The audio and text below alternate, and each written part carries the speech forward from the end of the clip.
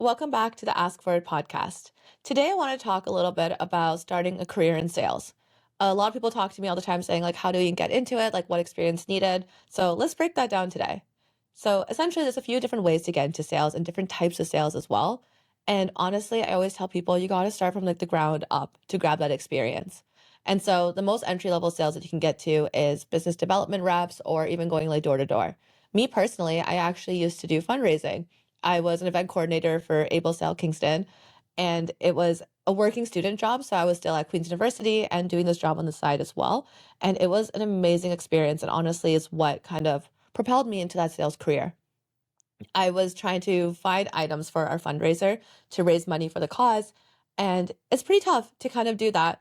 And I was kind of thrown into it. I had a team, which was awesome. We had an existing donors, but I really wanted to just outperform and kind of showcase how much more I could really bring to the organization. And so we started going door to door to different businesses, talking to people. And that was so scary. The whole skill set of cold talking, cold calling people is something that really takes time, practice, and grit. You have to have a thick skin because going door to door or even just picking up the phone and cold calling somebody who doesn't want to be called and ask for money is difficult in itself.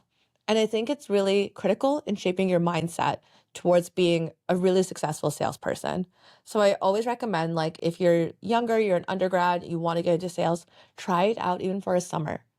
Or you can apply to a larger company and apply as a business development representative. And that job essentially is to go find leads, cold call them, and bring them in from outbound. You could also try sales development rep, which is more of the inbound motion, but similar. In some places, use the terms like interchangeably, but I would always say that's kind of the place to start. Then from there, you can really hone in on your skills to kind of take a cold lead and then start to consultatively sell to them. Consultative sales is the way sales is going in today's world, and it's one that I do all my sales training for as well.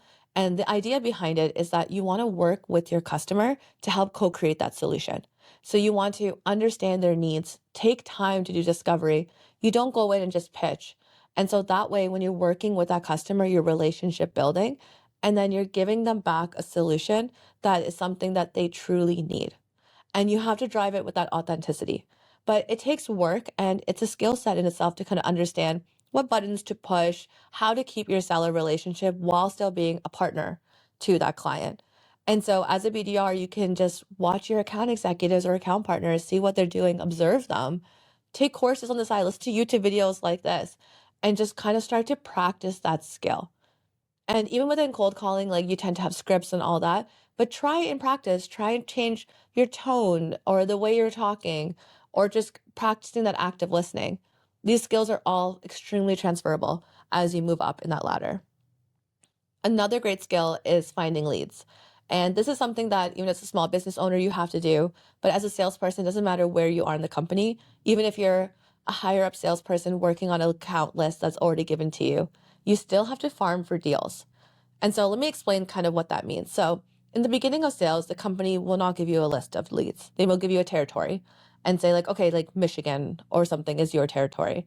And now you have to go out and use the right tools to find who can this appeal to, this product or service can appeal to, who can be a qualified buyer. And then you start to reach out to them to generate that pipeline. And then once they kind of come in as a cold lead, you'll pass them forward. That's as a BDR or SDR. And then once an account executive, your job is then to position the product and service and get them to a close. But later on in your career, once you get that account executive role, you will be given the leads by a BDR. And so you may think, oh, I don't need that skill set anymore. But you do, because once you're given an account, you still need to look for more opportunities within it. And so that skill of finding leads is so instrumental in just understanding like the triggers to look for or to see what makes a qualified buyer versus doesn't. And then that way you're able to hone into that and to help expand the account and create more pipeline for yourself. Because a lot of the times, even when you're in interviews and you're higher up as an account executive or you're 10 years into sales, they're going to ask you, what do you do when your pipeline is diminishing? Or you don't see like a path to your quota? How are you going to fill that gap? And that goes down to lead generation to create more pipeline. And if you can have that skill, you're always going to have a full pipeline, which means you're going to hit your quota. And so those are the type of skills that I would recommend someone starting off in sales to start to practice. And it's never too late to get into sales. It's an amazing career. I'm biased, of course, for saying that because I love sales and I've been in sales pretty much my whole life. But it's a skill set and a career where you can really take control of your own, like your own money, your own like life, because in the end, you're quota driven, you make commission. And so you should treat your own book of business like your own business. Treat your clients like your clients, even though in the end you do work for a company, but the more you do, the more you will make. So I just find it a very freeing career to have, and you get to talk to so many different types of people and just see so much in this world as well. And so it's a great career. I always recommend it. And that's my tips today for how you can get into the career and then practice skills to becoming higher up in the sales ecosystem. So that's it for today. Don't forget to subscribe and follow. And until next time, don't forget to keep asking for it. Thank you for listening to Ask For It.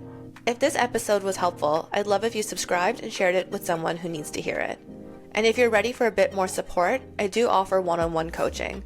The link's in the show notes if you want to check that out. Until next time, keep showing up and don't forget to ask for it.